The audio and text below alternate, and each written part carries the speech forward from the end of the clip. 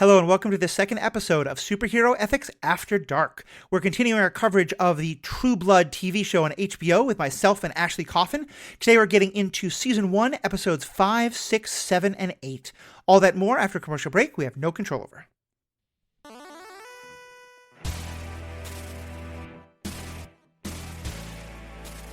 Welcome back. I'm Matthew, your host. Just a quick reminder, this is Superhero Ethics After Dark. It's kind of a special series of episodes we're doing where we're going to be talking about very adult content. Here we're talking about HBO's True Blood, which is a very good show, has a lot of great ethical questions, a lot of great things to explore, but it does it with a lot of naked people on screen. And it does it while diving pretty seriously into intense topics about sexuality and BDSM and open relationships and, animalisticness and like all the things that come along with, why people find vampires so sexy. If you're not vampires that sparkle. The point being, if you're under 18, please do me a favor and turn this off. Certainly, or just don't. I'm not even going to say don't let your parents know. Just turn it off. And if you're listening with your kids in the room, maybe save this for another time. With all that out of the way, though, and I'll just say, I wish we lived in a world where I didn't have to do that, but I also don't want to get sued. Ashley, so good to have you with us. How you doing today? How you feeling about diving back into True Blood? I am great. I'm great. I just love this show so much. It's like we were talking about, we could do an hour and a half on each episode. We really could. Yeah. I mean, I kind of want there to be some 7-season show, and maybe The Boys or something like that is going to turn into it, where we're season after season we're doing this, because every episode here has so much. And for those of you who haven't seen the show, we're going to give you episode summaries, but we're not doing a episode by episode review. We're just going to talk about some of the key ethical themes that come up in it. Mm-hmm. So let's actually use that to dive in. Let me kind of give a quick summary of the 4 episodes we see, especially because this is very much it's not an episodic show. It's a continuous story show. So I can kind of just walk through the big things. Yeah. So we start in episode 5 where Bill has been invited by Adele, Sookie's grandmother, to the Descendants of the Glorious Dead meeting, which is it's basically a version of Daughters of the Confederacy. Yeah. And a lot of places in the South have groups like this, and we're definitely going to talk about that. It's a really interesting thing. And he speaks at the meeting, and clearly a lot of people come in very suspicious of him, very nervous around him. Some in the kind of, it's almost sort of like the joke about white liberals when they are like falling over each other because a black speaker's coming and they're trying so hard not to offend them that they wind up being super offensive. Yeah. It's kind of the vampire equivalent of like, oh, do you know I voted for Obama? I'm going to tell you I voted for Obama. Like that kind of attitude. But so anyway, so that meeting goes pretty well. And he tells some pretty harrowing stories about his own experiences in the Civil War and kind of makes it clear that for him, this was never about the big political issues. He actually says, like, we didn't really know much about those.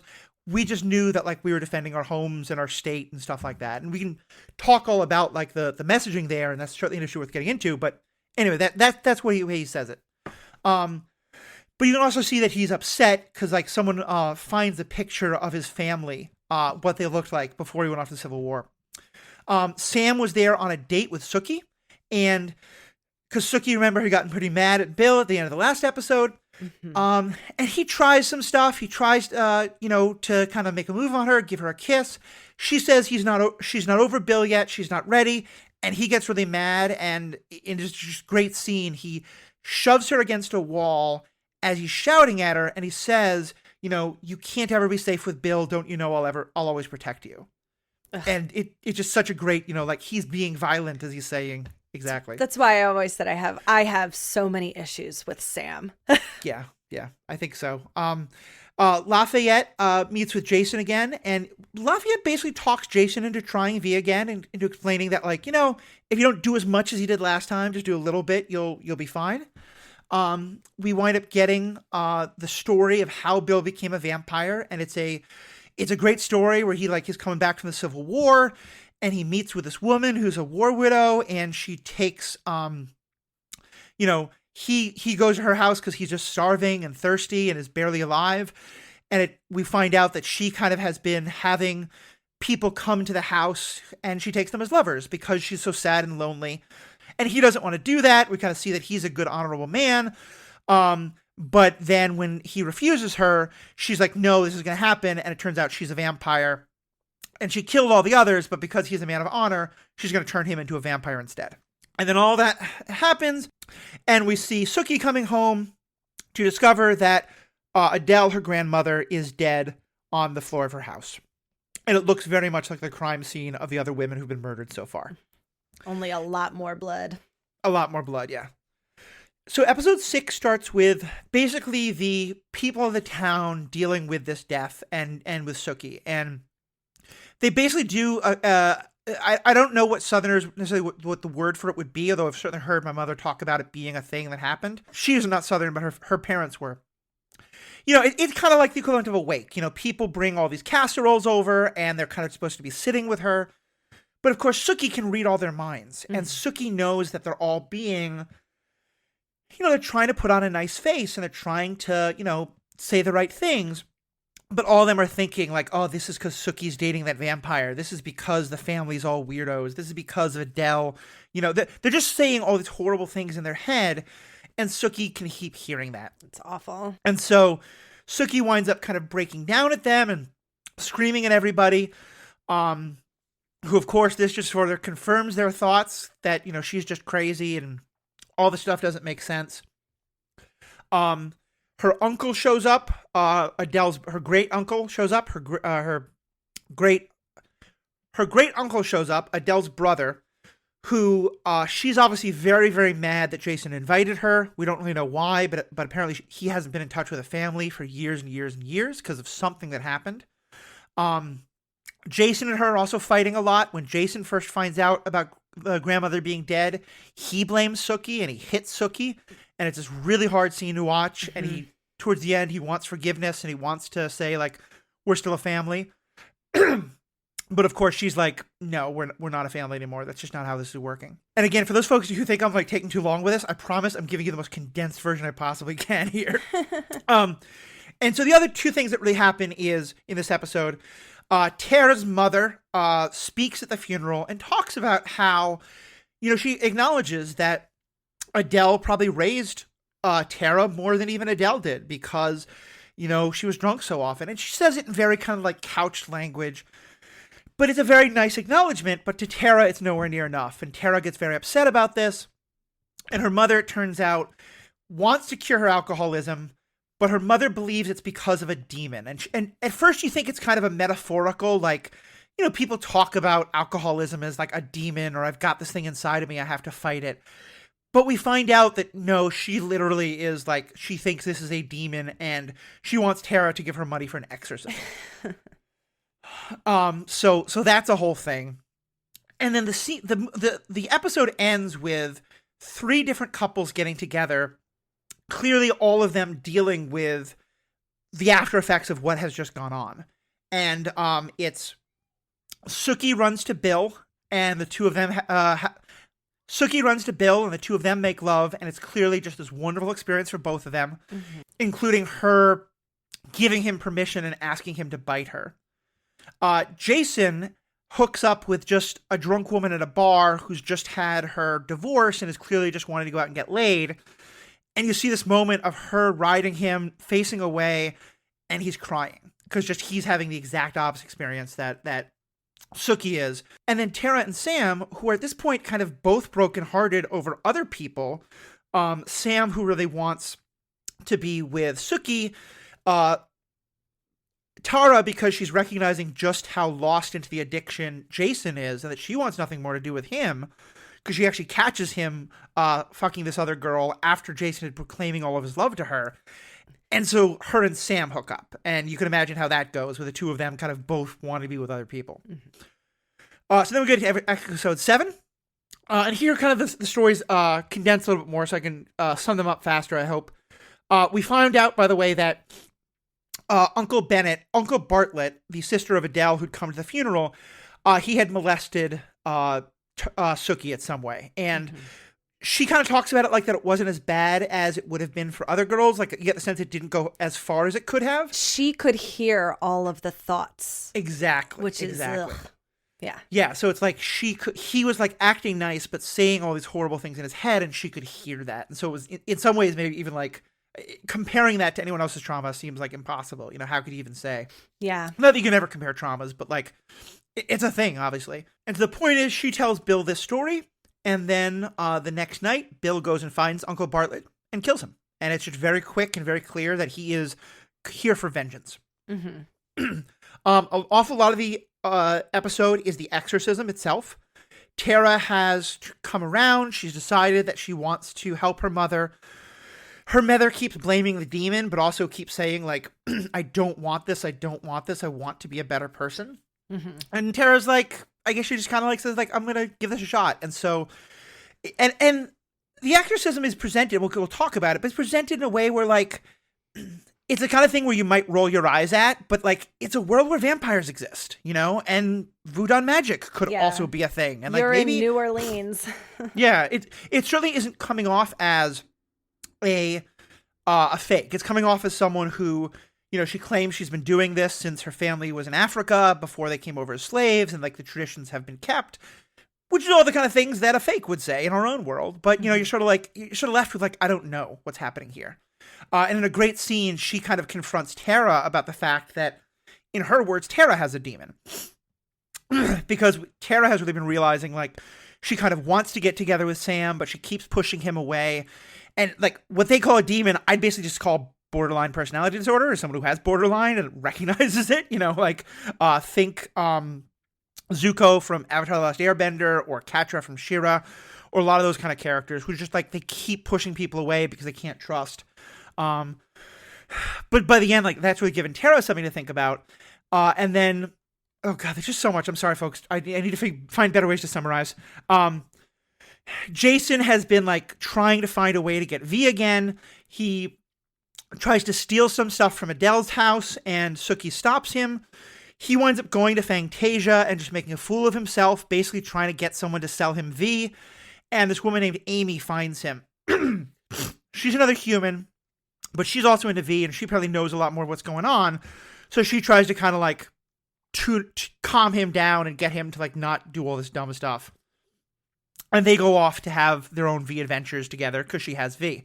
And then the last thing is that the Nest, who are the 3 vampires we saw in the first couple episodes, who were kind of making fun of Bill because they're Bill's mainstreaming, and they still want to be vampires. They still want to kill people. They still want to drink their blood and just live that life. They come to Merlotte's, and they're threatening people, and they're throwing people around, and they're sort of, like, to all the people who think vampires are scary, this is kind of exactly why. They're kind of proving them right, which is a really interesting thing we'll get to. And it turns out, though, they're doing this because once they start threatening Sookie, they immediately grabs Bill's attention. Bill goes to be with them, and winds up Bill deciding to leave with them. And Sookie looks heartbroken. It feels like Buffy Angelus all over. You know, she loses her virginity to a vampire, and the next day he turns awful. But there have been these 3 redneck characters who have seen at the bar a lot. They've been pretty terrible. They've all been terrible to... And I call them rednecks because that's the way they are identified in the show. Like, I think that can be a kind of pejorative term. They're proud of that. Yeah, exactly. I think they call themselves that. They've been, like, harassing Sookie. They've been horribly rude to Lafayette, the gay chef, the gay black chef. And they firebomb the house. You hear all these screams. And the episode ends with Sookie finding out that 4 bodies were found there. And so she's thinking Bill left with these 4. This means Bill is dead now. Bill left with the 3. Bill left with the 3 of them, yeah, so that now there's 4. Yeah. Episode 8. Next time I'm going to have, you and me are going to bounce back and forth summarizing them, so it's not just people hearing my voice for 10 minutes, and I'm so sorry. We're still figuring this out, folks. Episode 8, we find out Bill is still alive. He buried himself in the earth instead of spending the night with them there.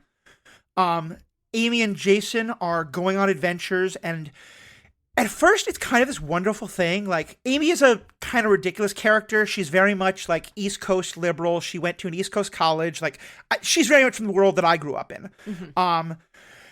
And she's the person who's like, oh, I hate my daddy's world. I want authenticity. So she feels like Jason isn't dumb. Jason is, like,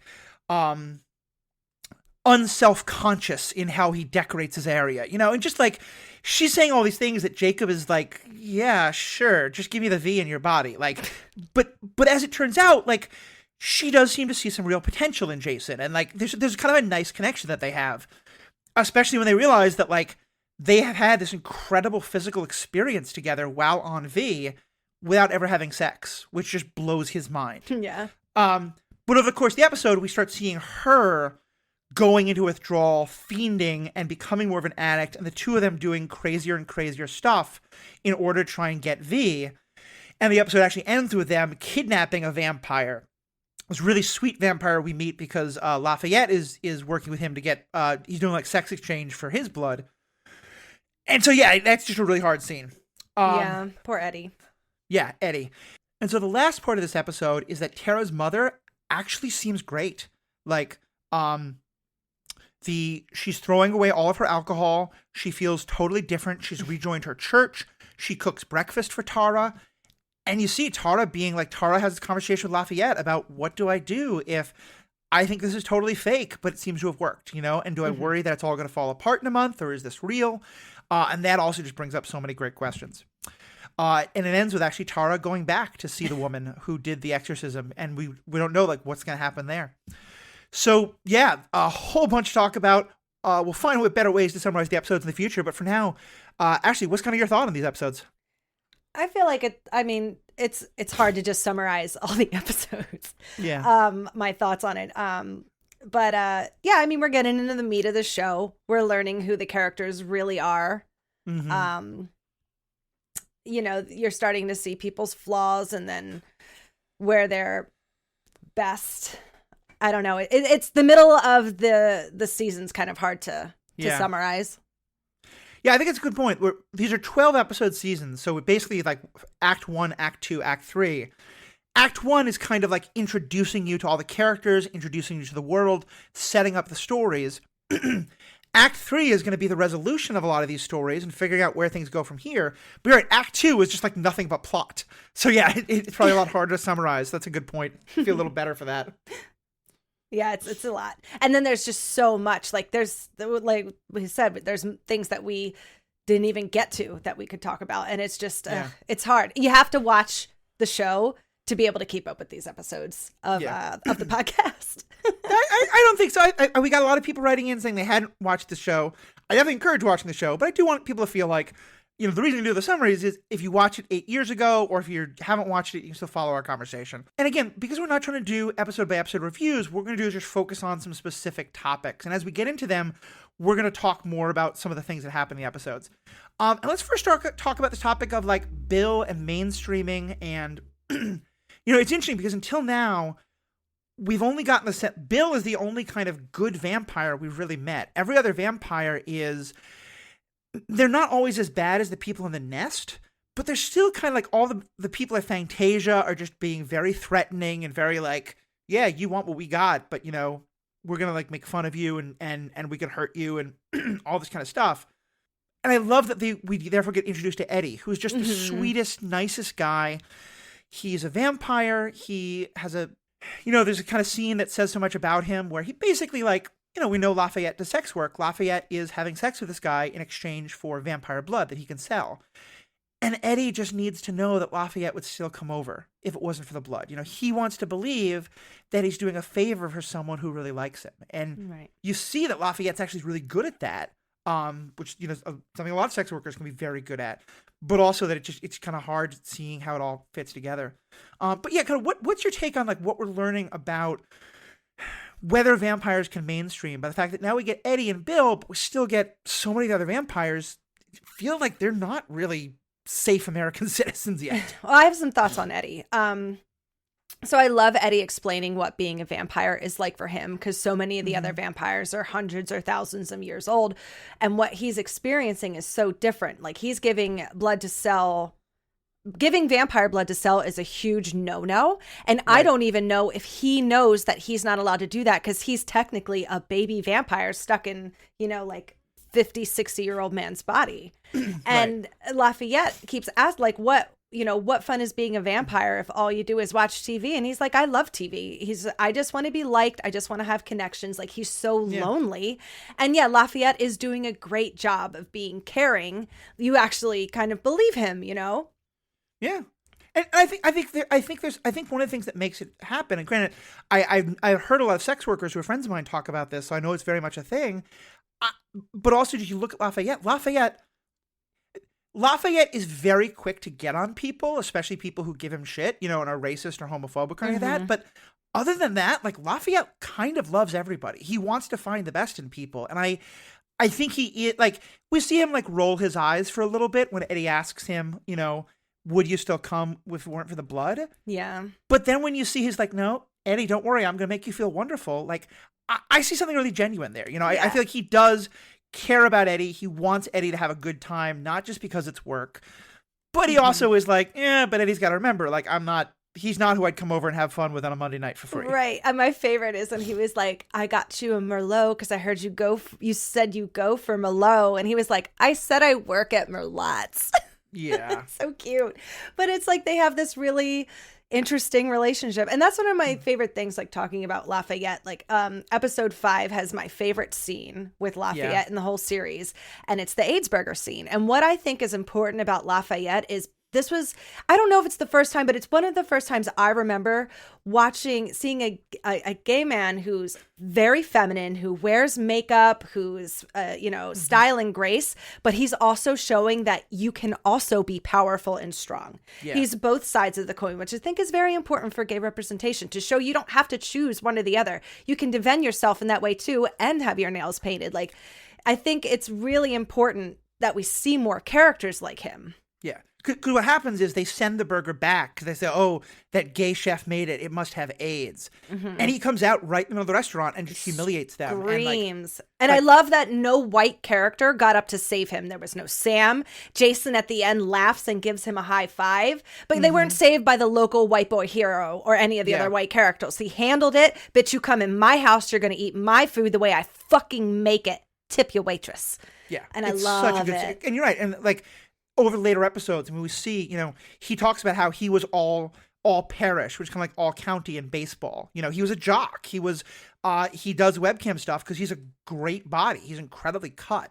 Yeah. I think you're right. He plays with that stuff so much, and it's just such a great part of his character. That's why I love when Sookie lost her virginity. She's frigging telling everybody, which I love. Yeah. But the only person who goes like, okay, hooker, like that's what he calls. I call my girlfriends that too. He, is like, go on with your bad self. Good for you. And he's the only one who says that to her.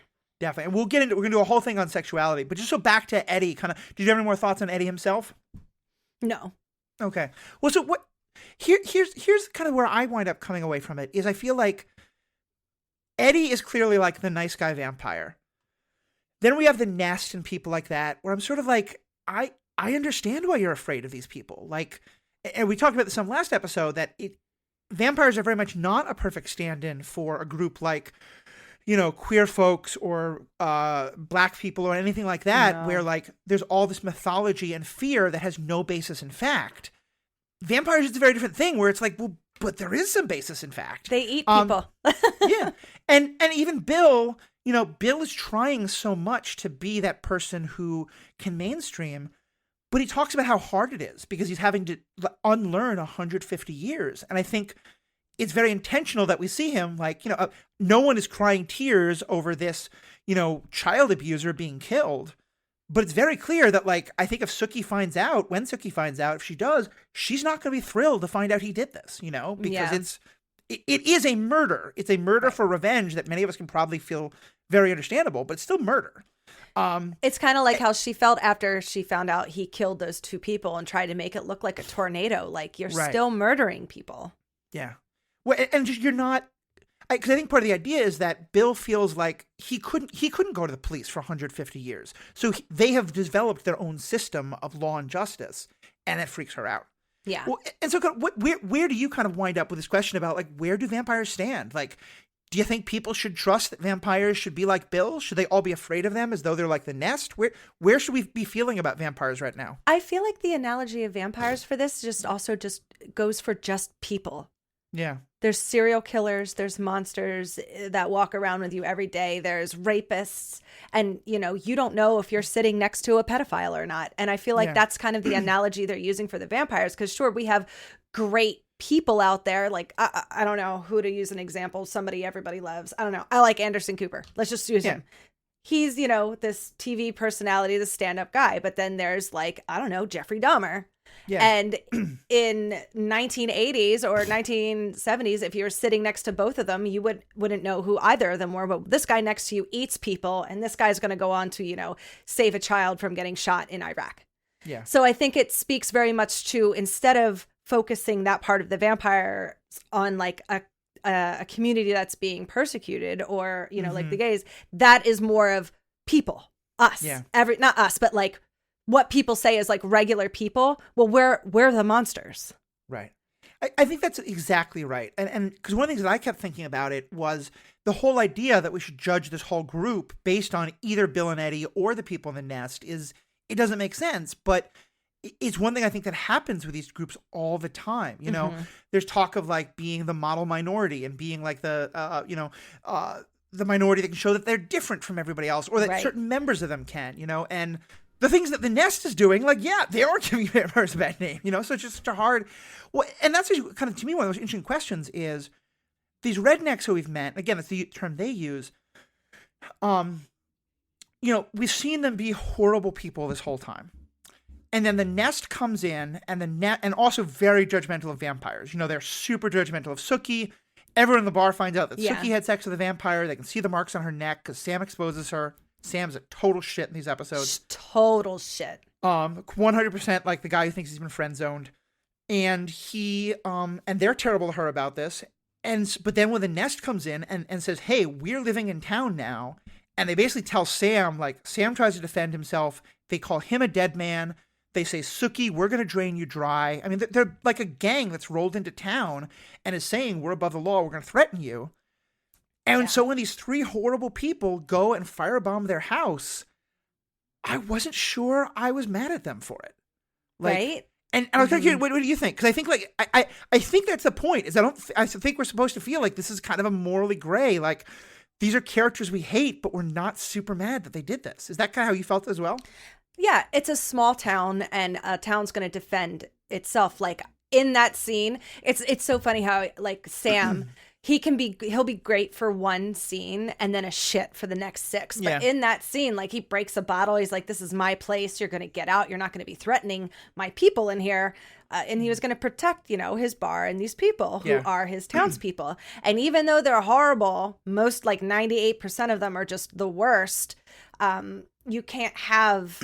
you know, something like these three move into town because they're going to start killing everybody in this tiny little town before they can even do anything about it. So for them to have taken that into their own hands and done that, I mean, it's problematic, but I don't disagree with them. Yeah.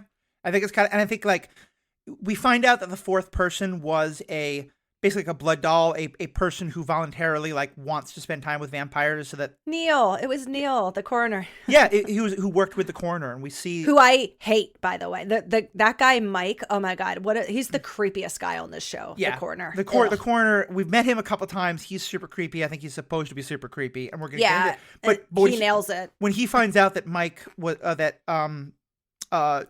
Neil died, he's obviously very broken about this. And so there's still like, you know, kind of an innocent victim there, as well as like, you know, again, you'd want to have like a legal system to deal with the fact that these people just committed assault and threatened deadly violence. But part of the point is like, how do you arrest a vampire, you know? Like, well, and isn't it interesting that they don't even care? Because they just keep calling, like, only he uses the name Neil. Everybody else is like, well, it was the 3 vampires and some fang banger. Yeah. Like, nobody even cares because he's a fang banger. He deserves what he got. Right. Yeah. And I think that's definitely, and I think that's the exact same way, like, that what all of them were saying about Sookie. Like, it should have been Sookie who died instead of the grandmother and stuff like that. Oh, that was terrible. Yeah. The one other thing I want to say about that bar scene, and then we kind of move on to the next big issue, is we haven't talked about the character of Terry at all. And in these episodes, we really get to know Terry is the cousin of Andy Belfler, who's one of the detective who's kind of been investigating things. And he is he's clearly someone who came back from Iraq with very bad PTSD. Mm-hmm. And I love Terry. He's such a good character. And there's this beautiful moment where, you know, the minute the attack starts, Terry leaps into action I don't remember what he says, but he says something that's very much clear, like he thinks he's in Iraq for a second, like a battle cry, and the vampires just push him aside like it's nothing. And later, there's a scene where he is so broken about this, and Arlene, who's one of the we've talked about her as the waitress, who's like she's got a good heart, but she's very gossipy and very judgmental. She's problematic too. Yeah, but she's racist. She is a yeah, she's racist. She's anti-vampire. She's our racist. She's judgmental. Yeah. But she's very much a oh bless your heart kind of a person. Like she'd always say the sweetest thing in person, but then be cruel in behind your back. Whew, not always. Well, yeah, but so she has this really nice scene comforting Terry, where Terry is clearly so upset that he couldn't do anything because he feels all this responsibility. And we get another couple other great scenes about him with his PTSD. So just another kind of thing to have mentioned as a part of this. Well, with Bill, like after he talks to the descendants at the end, he comes up and hugs Bill, and he's like, they don't understand. They don't know what we had to do. Yeah. Because Bill was talking about just how, like, they want him to relive the war because they think it's interesting. And he's clearly so shook up about it, and he snaps at them at one point. I'm pretty sure it was, I can't remember what episode it was. I think when she says, I think it's actually earlier when he's invited to do the Daughters of the Glorious Dead. And he was like, it is not glorious. And then he like reels himself back in, but he was really upset that they were calling themselves that and thinking that way. Yeah, definitely. All right, so let's move on to the next topic, which is addiction, because we've seen Tara's mother be an addict beforehand, but I feel like these 4 episodes, we really dive into addiction with these twin stories of Tara and her mother and the demon, and then also Jason and Amy, and the two of them becoming V addicts. What's kind of your take on how these stories played out? Well, it's, which one do we start with first? We'll go with Tara and Letty Mae. Yeah. That's why I think how do I say that? When you watch the movie The Exorcist, there is a scene where the mother is in the room with 20 doctors and she's like, what's wrong with my daughter? And they're like, oh, we're not sure. We want to put her away in an institution. And she's like, I'm not doing that. And the other doctor, these main doctors of the world are like, do you believe in exorcism? Have you ever heard of it? And that's where it starts to get interesting, because the power of exorcism and belief. If you believe so much in something, will that change your mind about what has happened to you? And for Letty Mae, it looks like that is what it was. She needed shock therapy to get out of her addiction. And honestly, sometimes maybe that does work. I don't know anyone who's ever actually done something like that to stop their addiction, but I guess it could also be linked with like hypnosis to stop smoking or something like that. But the power of something like that, maybe we should do it more. Yeah. I mean, it's a very hard thing to watch. And because I feel like with addiction, especially, 30, 40 years ago, all anyone cared about was personal responsibility. Addicts are weak. Addicts can always choose to do better. They just choose not to. They're lazy, whatever it is. And, more recently, we've really started to understand, like, science has known this for much longer, but it became more mainstream. Like, addiction is a disease, and it can become a chemical addiction or a psychological addiction that is not just, like, you can't just beat it often with straight willpower. Like, you have to treat it like a medical issue. And I think that's a great thing. But, because my mother was very much an addict, and so was my father to some extent, but especially my mother with alcohol, this is something I've really studied quite a lot. And one thing you read a lot about is that that's a great movement, but it can be a problem when it goes so far to the other side that the person doesn't take any personal responsibility or any accountability for their own actions. And so that's a problem. And definitely do you want to jump in more there, or can I keep going? Well, I was going to say, like, so my mom was a drunk, like a nasty one, and that was what she would do, not to get too into the woods with it, but that's why when Tara said no daddy and a drunk mom, I used to fix things all the time. I was like, oh shoot, that's my childhood. Yeah. And my mom would hit me, and in the morning when I had the bruises, she would tell me I did that to myself, because she blacked it out and didn't remember it. And that would leave no accountability on her side, because she would just lie to herself and say, oh, I didn't do that. You're putting an orange in a sock and you're doing that to your face, which is where I learned that's how you could do that. Yeah.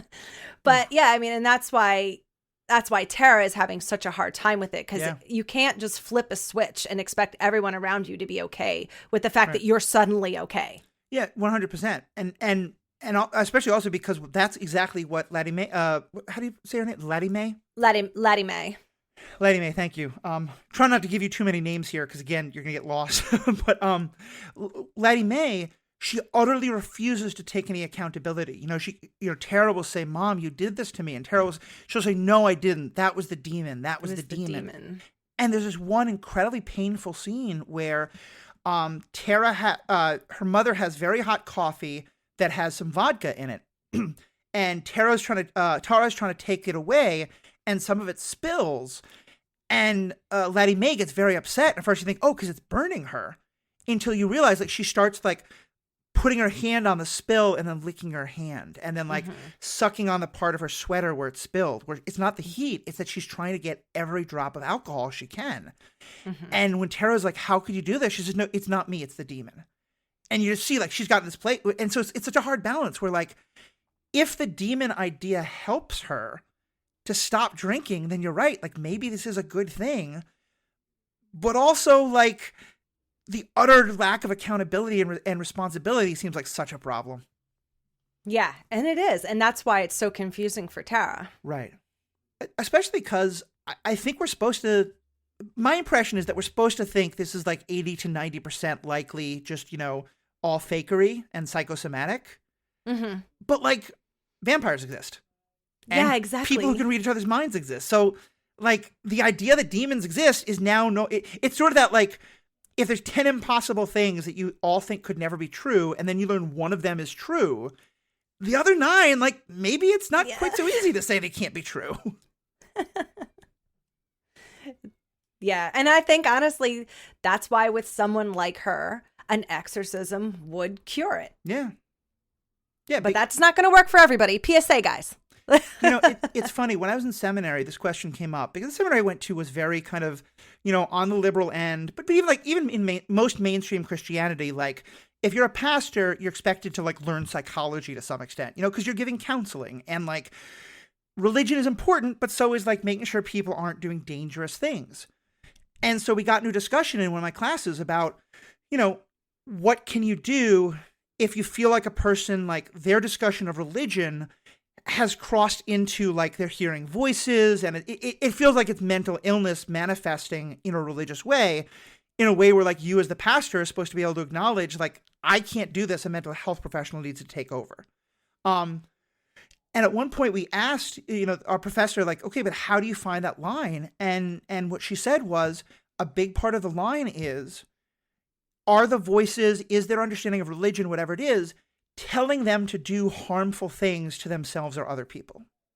And we're all kind of thrown. We're like, wait a minute, so it's not the thing, it's just what the thing says? And just like, listen, like, if someone believes that Jesus talks to them out of their toaster, and their toaster tells them to go to the food pantry and volunteer and go sing in the choir and go do other nice things, then so what? And like, there's such like, and like, I think a lot of mental health professionals might be like, no, that's still bad. But I thought there was an interesting idea of like, if this is the metaphor that they use to get through and to do good things, great. It's when the metaphor is telling them to go hurt others or hurt themselves, Right. And I feel it's kind of how I feel here. Is like, if it's worked, then yeah, I think if Tara paid this person $445 to trick Laddie Mae into thinking there was a demon and thus cause her to stop drinking, like, yeah, maybe that's okay. That's why Lafayette says that's the best $440 you've ever spent. Yeah. And Lafayette, we've gotten the sense of like at first he thinks this is all fake too, but he believes in juju. He believes in, like, he does this great speech at the the wake kind of thing where he says you don't want to be eating any of this white people food. First of all, bad. Great joke about like white people and casseroles. Yeah. But he says, I would want the two of them to take care of me if something bad happened. Oh my God, Tara right? and Lafayette, they were the best. They're so good. Yeah, they take such good care of Sookie. Sure, come on in. We could always use more white people. Yeah. So let's look at the other side of it with Jason, Amy, and V, because I think it's very intentional that we get these two addiction stories at the same time. Well, Jason's an idiot. In which anybody, whenever you take, I say that lovingly, whenever you take an idiot and give them something like that, that's so addicting, you're just going to have problems. Because even like he's on V constantly for what, 3 out of these 4 episodes? Mm-hmm. He doesn't even like stop until the last episode. When he finds out that his grandma's dead, he comes to the house, he smacks Sookie horribly, to the point where she takes that Valium, and you're just like, then he's high at the funeral, and it's you just see him starting to fall apart a little bit. Like he throws the blood paper out the window and then can't find it and starts having a breakdown. Like he looks very much like an early addict, whereas you meet Amy, and she is a functioning addict. She's the kind of person that you don't know it's like that. They pretend like they have their shit together. They act like they're superior to everybody because they feel like they've conquered something, and are on a different plane of existence than everybody else, to find out that she's a goddamn monster. She's terrible. Yeah. Like she wears the silver because she uses it to attack vampires, and it's the like, because at first she's very much like Mother Earth goddess, and like in a very kind of like making fun of that kind of way. Because again, like I knew so many people like this when I went to college, and I probably was like this in college too. We're all idiots, and when we're young. Yeah. No offense to any of my college age fans. I'm sure you were all much smarter than I was when I was in college. But like, she's super into like vampire blood is this connection to Mother Earth, and so we are like she doesn't just want to take the drug. She wants to make this ritual of a prayer to Mother Earth for this blood. But then also it turns into like, she's like, what is more natural and organic than hunting? So for us to hunt vampires for their blood is like this beautiful, Earth goddess mother thing. And you're like, that's some justification there. Mm-hmm. And seeing her personality change completely. Like she's fine and this like bubbly, everything's great. And then she, the next second she's like, I need V. I need it now. Yeah. And you're like, oh, I see through your cracks, honey. And there's also just something so identifiable, I think, in sort of, think about like every bad stereotype of like the American tourist who goes to somewhere in the developing world and talks about, I had such a moving experience this one day. I fed people in Nicaragua, and I connected with the earthiness, and it's just so patronizing and condescending. Ugh. And everything she says about this small town is just all of that. Yeah. Ugh. And what does he say to her at one point? God, I wish I could lick your brain. Just stop. And that's also why it's kind of sad, because like she kind of has a very positive effect on Jason in some ways. She like is making him feel better about himself. And she has this, Sookie kind of is like, Amy, you seem like a great person. My brother's kind of a player, right? And she's like, no, like you should give your brother more credit. And you just know Jason's going to crash and burn again, and it's going to suck. And you're like, oh, poor Jason. Jason. One other thing I just want to say on that also is I do feel like this is a moment where we get to see that Lafayette isn't perfect by any means either, because Lafayette basically talks Jason into trying V again. Like at first, Jason's like, I'm never going to touch it again. And Lafayette gives him this whole thing about like, no, you just didn't write it right. You got to learn to control it.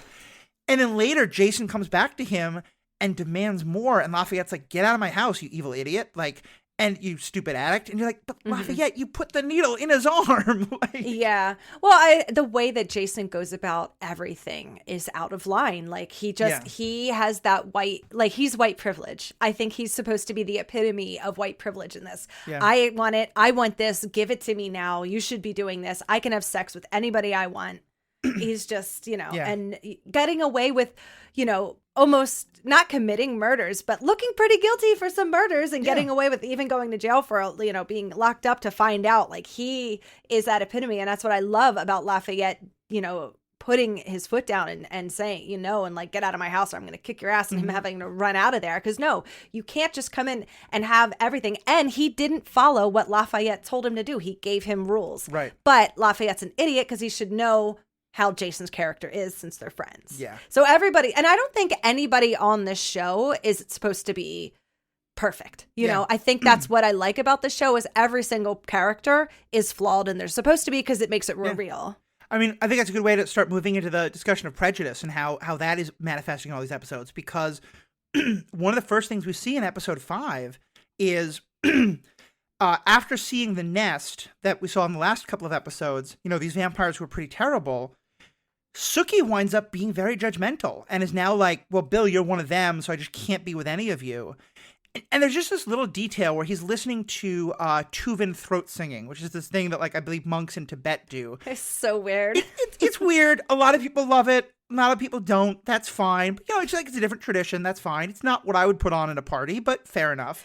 Yeah. But as she's saying all these, like, hateful things about vampires to Bill, she says something, like, incredibly dismissive and kind of racist about the throat singing. And I feel like that was so intentional. It was very much, again, showing, like, look, even she has her prejudices. And the fact that she's having these prejudices about vampires towards Bill is because, yeah, she's also not the most sensitive person on some of this other stuff. Mm-hmm. And Bill goes back and forth a lot. Like when he's in front of those other vampires, he's like, these are my kind, Sookie. I got to go with them. Right. And then he turns around and he's like, no, I was just, I really do let I'm sweet and this and that. So he's not making it easy for her. And she is young and naive. Mm-hmm. Speaking of young and naive and prejudice, how about Arlene's kids? Oh, yeah. So let's talk about Arlene. And also, because we haven't really talked about her husband, Renee, at all. Well, now husband. Now fiance, yeah. We talked about him a little bit the last set of episodes because he's the one with a great Cajun accent that, and it's not even an accent. It's literally kind of like a different dialect. Like there's a lot of words that he uses and it's a very sort of like French grammatical structure. Yeah, I like listening to him talk. Yeah, it's gorgeous. So tell a story about the two of them and the kids. I really, they keep painting Renee to just be the only person in this town who's not an asshole. Yeah. Like so far, he's might be the only one who hasn't done or said anything horribly shitty. Like Arlene had said some really nasty things to Sookie and then needed a babysitter. So she goes up to her and she's like, hi, sweetie. I'm so sorry for what I said. I love you, blah, blah, blah. And Sookie can read her mind. So she knows that she needs a babysitter and she says yes. And then when they show up, Bill's there and Arlene is immediately upset and Renee is kind of smoothing it over like they're gonna be fine, it's only for a night, we're still gonna go out. And Arlene, like right in front of Bill, puts her silver bracelets on, they go out and he proposes in the most adorable way. Yeah, I thought really cute. Yeah, it's a really sweet, like he pretends to have to pull over and then asks her to grab the flashlight, but the batteries in the flashlight don't work, so he asks her to open it up and the ring is in there. And you're just like, it shows how thoughtful he is, and how And even just their kids. I mean, their kids are so excited to hang out with a vampire. And yeah, you can see, and when she's upset, Renee's the one who's like, no, they're going to be fine. They're going to be safe. Yeah. Anytime a group of the village people, as you would say, are saying something horrible, Renee's on the side saying something positive. Yeah. Like he helped Sookie with those guys. And I think they're doing that, I don't, for a reason. But it is interesting to see that he is like the only character who seems like they're not problematic. Yeah, I think it's super true. And then there's the scene where the kids ask to see Bill's fangs. And Sookie gets a little like, oh, what are you going to do? Because he says yes. And then he comes up with the little, what is it, like Doritos. Yeah, like it's very a fake thing. He's just having fun with the kids, And yeah. It's also nice like, seeing Bill's really good with kids. They're like, do you want soda or something or milk? And he's like, you can say I'm lactose intolerant. And the one kid says, just like my Aunt Fern, except she don't tolerate Mexicans. Out of nowhere. And you're like, Mike. Yeah, and it's just such, like, it's funny, but it's obviously horrible. But that's the kind of point, is that it's from the mouths of babes. Yeah, he doesn't understand yet why that's a problem. And also because maybe Arlene hasn't talked to him about it yet. But you get the sense that Renee probably would have. Yeah, so I think their couple is great. Let's talk about that Descendants of the Glorious Dead, because there's just so many layers of meaning, I feel like, happening in that scene. What's your kind of take on how that scene plays out, especially in terms of prejudice and things like that? Well, it was interesting, like Adele having to deal with all of the people from the town calling her and being like, you're getting people killed. How could you do this? How could you bring him into this house of God? And her having to deal with that, which I thought she did funny. She's like, okay, well, you too. Bye-bye. When the one chick was like, you're going to burn in hell for this, Adele Stackhouse. Yeah. But all of those people still showed up to watch the show. Oh, yeah. There's a thing going around the internet every now and then that's about, like, one great thing to do if people make like a racist or sexist or homophobic joke around you is to be like, I don't get it. Can you explain why it's funny? And like make them have to explain. And yes. one person, I think it's actually Arlene, I'm not sure, but she's like, well, but aren't you afraid? She won't say why she's afraid of vampires, but she keeps hinting at it. And Adele does the exact same thing. Like, well, can you explain to me why it's scary? And here's the thing that kind of breaks my brain, and I think it's very intentional, is that Adele, I think, is very much like Renee. She's the other person who's she's telling Sookie, like, God made vampires. They're all part of everything, you know? She is the most sort of anti-prejudice. She clearly was a mother to Tara and, like, fought, you know, I think there's something about, like, her, like, standing up for Tara there in many ways. Like, she's such a good-hearted person. And she's the person who helps run the celebration of the Confederacy. And yeah, I think a lot of it is because of just how much the public narrative around it has changed since the time the show was made. But still, I feel like I think it has to be intentional by the writers of, like, wanting to show, like, we think about the prejudicial things that we are aware of and we can try and fight them, but we might still have, like, super problematic, fucked up things we're doing that we just never thought about in those terms. Yeah, for sure. And it isn't like that. And then you see Hoyt's mom, who is pretty horrible, actually being like, well, he can't come in here. If there's a cross in here, we got to rip that cross down, which I thought was a really interesting dynamic of this character, who is a kind of a hateful character, in a church talking about taking down the cross so that Bill doesn't feel uncomfortable. That was that you would think that that's like a good thing, but coming from her, you're like, wow, I'm surprised that character would care about that. Right. And there's also a really interesting moment there from Bill where he specifically says that because he loves his country, he would never want to put himself before Old Glory. And so he hangs up Old Glory as well, which is also such a, like... they had used the flag to cover up the cross. Right, exactly. And it's so, like, and to me, especially with the way we talk about it today, it's like, wait a minute, at a celebration of the Confederacy, you're talking about how much we have to honor the American flag, but all of them go along with it. And... for me, I think I do think that we're supposed to understand that there's a huge hypocrisy here that Adele doesn't see. And I think a lot of what's been happening over the last 15 to 20 years has been that we're making people see that a lot more. That like all the heritage, not hate stuff, like, this is so hard to talk about because I want to be like, I think this was always propaganda. This was always lying to people. But I honestly believe that someone like Adele, like, when people started saying, like, it is hate, it isn't heritage, like, there have been lots of people who were like, yeah, I used to have a Confederate flag up. I took it down because it was explained to me, like, why it was not okay. And you sort of want to, like, shake someone and be like, what? How could you not realize it was okay? It wasn't okay. And I think this all goes, and I don't want to get into, like, a whole long thing about, like, explaining racism, but, like, the whole idea of, like, racism being much more systematic than just individual. Like, Adele's been raised in a world where this was never questioned in any way, shape, or form. And I have to believe that she'd be the person who would be like, yeah, no, maybe we shouldn't do this group anymore once people really started talking about it. But you don't know. And that's like, it's just such a mindfuck with her character. Yeah. And then before we even get into it, she is just horrifically murdered. Yeah, exactly. Because, you can even tell, like, Tara just hates seeing the Confederate flag there and making all these comments about, like, yeah, all these white people here, you know?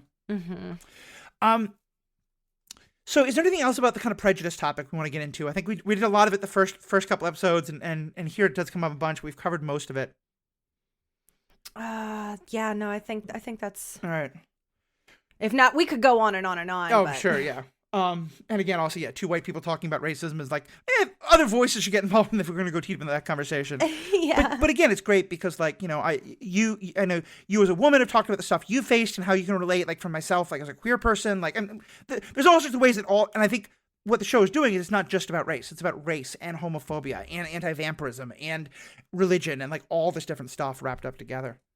Yeah. And it's important, I feel like, to, you know, for people, I don't know how to say this. I just think it's not like I don't like that even insinuating that we shouldn't talk about it. They're putting it in the show for us to see. And I feel like, especially now, if you watch the show now, you'll get so much more out of it. Because I said before, when I watched it the first time, I didn't make all the connections. Right. But now that I'm older and have lived through some of the things that, our parents had to live through back in the 60s or whatever, I understand things a lot more differently, and I see exactly what they're trying to do in the show. Yeah. And I think it's so important to do. Yeah. I think, and to talk about. Yeah, I think it's great. No, absolutely. Yeah, I just want to mean, like, if we're going to go to 2, and I think we should be talking about it, but bring other voices into the conversation as well. That's all I meant. But so as I said, like, one of the first things that happens that I think is really fascinating is we have these 3 different couples having sex all on the same night, all right after the funeral, all clearly dealing with a lot of upsetness about the funeral and what happened. Bill and Sookie, who it looks like it's a fantastic experience. Yeah, that Sookie's my hero at the end of this episode. Yeah. While crying and finishing a whole pie, she then puts on a hot silk nightie and runs as fast as she can through the cemetery to end her virginity. Yeah, he does not seduce her. She runs right to him. Where meanwhile, like, Jason is just with some woman he picked up at a bar and he's crying. And then Tara and Sam are having this, like, hard experience while they're, like, both mourning other people. What do you think is going on there by having those 3 different situations all happen at the same time? I feel like addiction. What is the gluttony? I feel like it has a little bit to do with, like Sookie is a virgin and she's hurting. Everybody's blaming her. She finds her dead grandmother.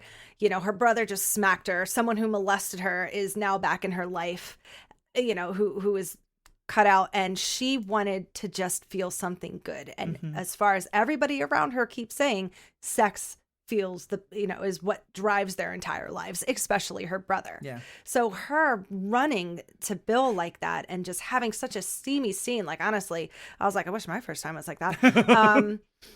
It seemed great. Then you go to 2 people, Tara and Sam, who are trying to forget kind of what's they're trying to find comfort in each other, but when it's not something you actually want to do, you act like Tara does at the end. It's not that she doesn't want to do it, but she had other things on her mind that weren't Sam. And that was the one thing he asked her to not do. Like, don't mess around with me. Yeah.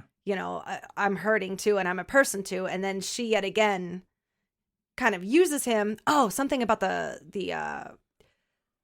I wanted to bring up about what he said about her sounding like Serena Williams. Oh, yeah. Well, let's definitely get into that. We'll get there. We're going to do some kind of last thoughts. Yeah. Yeah. And then you go to Jason, who has sex pretty much like every day. And this was the one thing that he could use as an escape, but it's been so heavy what happened. Yeah. Even that didn't work for him. Yeah. You see it work for Sookie.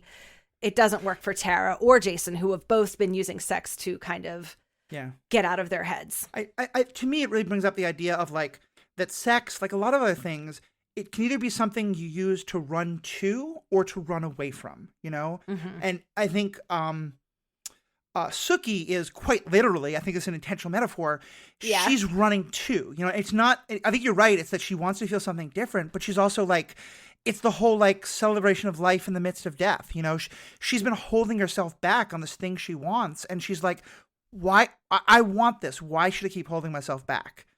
Mm-hmm. Jason is the exact opposite. It's the, like, he just doesn't want to feel what he's feeling. And, he really wants to feel connected. I think he finally is admitting that, like, he's going to miss Adele. He reaches out to Sookie and says, we're all we've got. And Sookie's like, then we've got nothing. And I think for him, I know for me, like, I definitely went through some periods of, like, when I relate so much to Tara in these episodes, and I know you've said similar things. We'll get to that, but also to Jason, just in that regard of, like, using sex as a way to feel like people cared about me or people liked me, and right.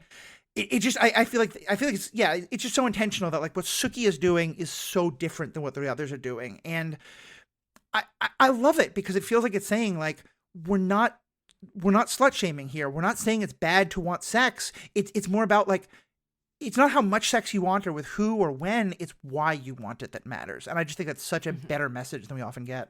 Yeah. And, like, the next day, Sam and Tara are upset. Jason's upset, but Sookie is glowing. Yeah. And I love that she takes control of her sexuality, like, making sure everyone knows that she loved every second of her sex with Bill. Yeah. Like, and she didn't stop talking about it almost to a point where she should have, and then went and talked to the right person about it, Lafayette, someone who will support her, where everybody else was not supporting her, to the point where she was like, well, I don't care what any of you think. I had a great time, and I really enjoyed it, and I liked him biting me. Yeah. Which hell, it looked hot as hell. Go girl. It sure did. I love that the next episode continues the sex. When it ends in episode 6 and goes right into episode 7, and the beginning is the continuation of this long, passionate sex scene.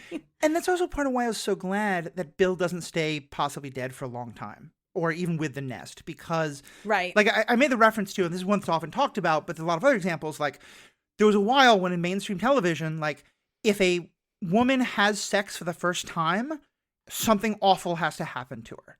She has to get pregnant, or she has to get an STI, or her boyfriend has to slut shame her, or her friends slut shame her. And like Buffy, for all the ways in which it is like progressive and feminist for its time, written though by Joss Whedon, someone we know has like really horrible ideas in some of the stuff. Like she has sex with someone, and her sex with him literally turns him into an evil person who kills all of her friends. Like, it's not like she didn't know that was going to happen, though.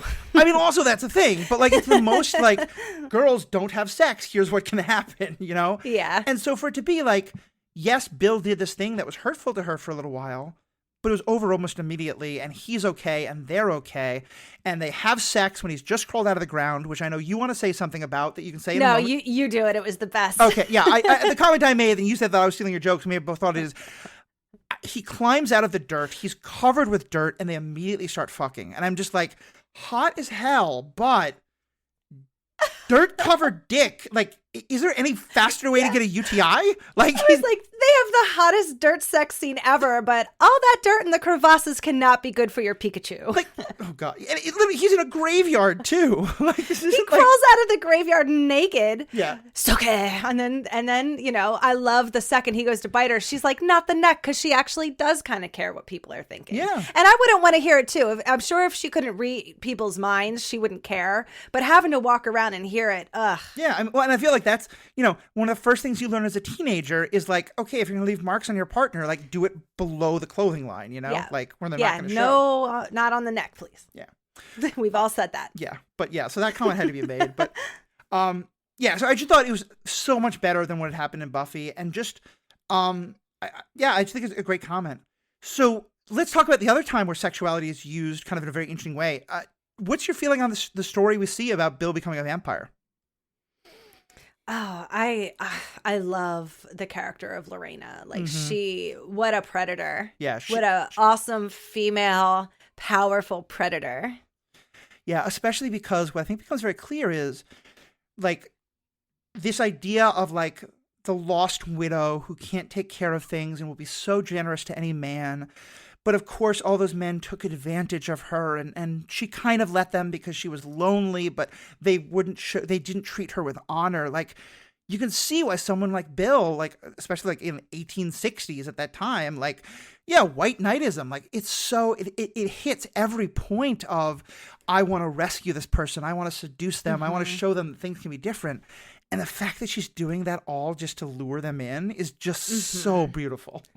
And then to see that Bill has actually, he was a good person. He is somewhere maybe deep down there a good person, because when she tries to make advances on him, at the very, he's like, I'm so sorry. I love my wife and I want to go back to them and I'm going to leave. And that's what makes her decide, oh, well, you're going to be the person who I'm going to have with me through eternity because you're loyal. Right. And that was his downfall. Yeah. If he had she probably would have killed him. Yeah, I mean, I don't know. There was no getting out of that. He wakes up in a room that has the like desiccated, drained of blood bodies, I think, of these other people. And I think from what I got in this episode, at least, I don't feel like she's been a vampire for long either. I feel like I believe that she was a widow, and probably some guys did take advantage of her that way. And like at some point she became a vampire and like now is turning the tables. I mean, the way she tells the story, it feels like there's definitely some truth to it. Oh, even seeing that though, just the way she looks, I can tell that she's not from that area. Yeah. She's very exotic looking. Mm-hmm. Yeah. Yeah, that totally makes sense. I can see it. Yeah, that's the impression I got. But you're right. She might be a much older vampire, and we'll find that out as we go more. But yeah, like it's just so interesting the way it is. It's such a reversal of the seduction, And there was one line that really stood out to me where she doesn't just want to have sex with him. She wants him to drink her blood, because apparently that's how you become a vampire. It's for anyone who's played World of Darkness, Vampire the Masquerade, it's the same kind of idea. You mostly kill a person, but then they have to drink your vampire blood, and so they become a vampire. And the language she uses while they're having this incredibly erotic scene, they're basically having sex as he's drinking her blood, is she says, "Take me inside you, take me inside you, and you will be mine." And I just like that's so often the language you use around like male penetrative sex for that's so often the language you use for sex around like someone penetrating someone else, where it's like the guy or the person who has the penis, whatever gender they are, like the person is taking them inside of them, and so having that gender flipped was just like such a great thing. Mm-hmm. It's super hot. Yeah, it's very fun. Very fun. And also just such an interesting comment of character. So, well, then it's like if you talk about Sam and Tara's sexual encounters, I'm not turned on by them. Like it doesn't do anything for me, because the two of them just they're so awkward together. And you can tell that these people are just forcing a connection and they're not having a connection, which is why I feel like that's why Tara always runs away, or something always happens that, he says something pretty problematic to her, like, well, let me tell you, boys, if or girls, whoever, if your partner does something that's during sex, don't tell them about it. Like, yeah. You know what I mean? Like, and he was like, your grunting is athletic like Serena Williams, which is not a great thing to say, especially to a black woman. Right. Well, in point of fact, he says it's athletic, and she goes, "Oh, you mean like Serena Williams?" And he's like, yeah. Yeah. And I felt like he got trapped a little bit, but that's because I don't think Tara wants to have this relationship with Sam. Yeah. She keeps doing everything she can do to not have it. And that's where I said again, you never want to like diagnose someone off TV, and I'm certainly not a trained therapist by any means. So as a person who has borderline symptoms and who has studied it quite a lot, I recognize similar symptoms in her, and certainly her childhood could very easily lead to that, or a complex PTSD, or to a range of other. This is clearly a reaction to the traumatic childhood she had. But yeah, and she names that. She says, like, at one point, Sam is like, "Wait, why do you keep trying to turn into a fight?" And she's like, "I'm not good at this." She knows that she's doing this. She knows that she's kind of self-sabotaging, but also he's helping her by doing really dumb things. And like, yeah, the athletic thing to me, it's just a white privilege. It's like he has no understanding of why that would be a microaggression to her, or even more than that. Well, I wouldn't want to hear that either. Yeah. Yeah. And it's so funny because like she says to him, like, if there's ever anything you can do, if there's anything I can do better sexually, let me know. And he's like, no, it's nothing. And she's like, wait a minute, is there something? And it's just like, yeah, it's a bait and switch. Like, she's purposely trying. Right. And he's not helping. Subconsciously. Like, they're both just playing into this. And and that's with Sam. He's just so, the whole series, you see Sam as this, he is a nice guy. He helps his friends. He cares. But then he has this other side that's just, the way he throws Sookie around. He's done it a couple times, screaming in her face, like, you are her boss and kind of her friend. Yeah. Who do you think you are to get to talk to her like that? Which is why one of my favorite scenes is when they're talking about the vitamins. He's like, I've never seen you take a vitamin. And she's like, well, you haven't seen me do a lot of things. Right. And then he sees the B12 and he throws them and they explode everywhere. And I was laughing like, yeah, Sam, you have to pick every single one of those up now, you idiot. Because the idea is that you take B12 if your blood has been thinned, which of course it has, because she had her blood drunk. Yeah, Sam to me is such a great character because and I mean that in like, he's very well written as expressive of, because he is very much, I think, a product of toxic masculinity. Yeah, he feels this possession towards Sookie, and it's very much motivated out of like, I care for her, I want to protect her, but then it's this male idea of like, if someone is hurting her, then it's my job to protect her and to keep her safe, to the point where it denies her agency, because he's like, well, it's the classic, like, oh, I'm not jealous of Bill. It's that Bill is a danger and she can't see that. And so I have to protect her from him. And she calls him out and is like, how do you say you care about me so much, but you don't even trust me? And that to me is just like, I've seen that dynamic so many times. Mm-hmm. Any other kind of last things we wanted to bring up? We get Eric Northman in a bathtub. Yeah, that was a fun scene. Just taking a tubby, listening to some Swedish music. Mm-hmm. And I like that we get introduced to him now after we've kind of spent some time with the other characters. And now we're getting back to meeting the other vampires. Mm-hmm. And, like, he's running a bar. We learn the that he's the sheriff of, the county, and what that means to Bill. The hierarchy, we're starting to learn the vampire rules a little bit more. Right. Oh, yeah, actually. And I feel, go ahead. I don't think I talked about the summary, but it's in this episode where we went into she had to go back to Fantasia and she helped them, right? Yeah, it's the last 10 minutes. Right. Yeah, so just basically, we'd heard little hints of this before, but Bill is part of I talked about how he can't just go to the authorities. Vampires have their own authorities. And called the Authority. Yeah, exactly. And Eric is the sheriff of Area 6, I think it's called, and so to some extent Bill has to obey him, and the other vampires have to give Sookie protection because she's Bill's, but Bill can't protect her from Eric, and so she has to go with him to go see Eric, and they basically use her ability to mind read to help find somebody who's been robbing from the bar. And we figure out it's a vampire, and the vampire attacks, and then we go to credits, so it's one hell of a cliffhanger. Yeah, I feel like you can always tell that Sookie's going to be covered in blood when she steps out her door and head to toe white. Yeah, yeah. Her laundry bills are going to be quite extensive. Yeah. And I liked I thought it was interesting, the interrogation. It's every single person who Sookie listens, in is either calling her a whore or a bitch. Mm-hmm. Nobody's ever what does she want? Ginger, who I love. Ginger's one of my favorites. Immediately she's like, what's this little bitch want from me? I'm not going to tell her, she didn't steal nothing. And then I thought it was so cool that Sookie's powers could tell that she was glamoured. Right. She's she knows, but she doesn't know. And that's when the one vampire, Long Shadow, attacks her, starts choking her. Roll credits. Right. But I like the way that I like the way Sookie works with Eric. If everybody would just be nice, it would be a great partnership. Yeah. But that's the problem, is because on some level I think there's a question of, is Sookie a human? Because Sookie can do something that is fun, that no other human can do.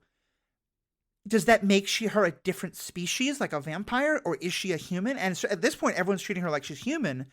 And there's a great line from Eric where, she says to him, why can't you, why can't you ask me nicely? Why can't you say please? And he says, I forget the exact wording, but it's basically, asking a human for help is already enough of an indignity.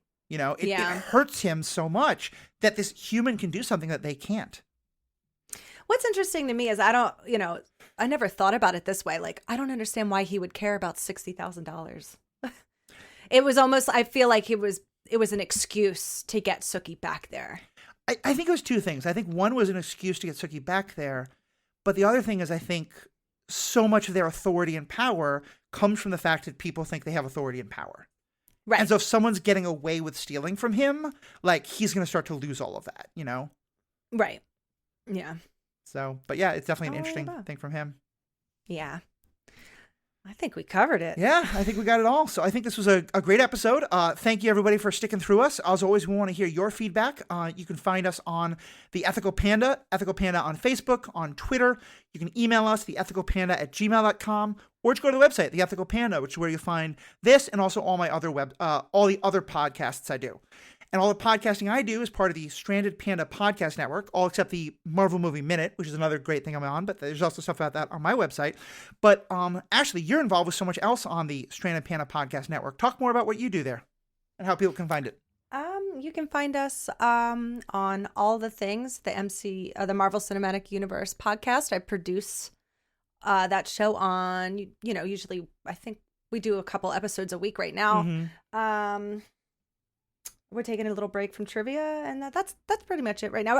On our Bingers Assemble show, we are covering all the Halloweens. So we just did the 1978 one, which I'm really proud of. And then I'm going to try to be as positive as I can about the 2018 Halloween. And then the new one that just came out, Halloween Kills. I can't promise anything. But my pride and joy was the 1978 one that we just dropped the other day on Bingers Assembled. And I think it's one of the fun things about Bingers Assembled is that, and PandaVision, is that when different people host it, there's different attitudes. I get that they're trying to stay positive. When you come on, when you and I are going to be doing The Boys and Umbrella Academy with some of the other folks like Jeff or Matt, you don't have to be positive. I'm certainly never going to be positive if I don't feel like it. Let's rip stuff apart, Yeah, I'm going to. Yeah. So if you like the newer ones, I wouldn't suggest it. But the 1978 one we just dropped the other day. Pride and joy. Loved it. So definitely check out all that stuff on strandedpanda.com. Please check out my own stuff on theethicalpanda.com. And of course, also for my Marvel Movie Minute podcast, which we've had Matt and Jeff and Ashley have all been guests. Jeff's episodes are already live. Ashley's and Matt's will be coming out in a couple of months. It's a great website. We do minute-by-minute reviews we're doing the movie Thor. A lot of great stuff to say. Check that out, and you can go to thenextreel.com or just search for Marvel Movie Minute Thor. So, Ashley, thank you as always so much for being a part of this. To all our fans, thank you, and have a great day. Bye.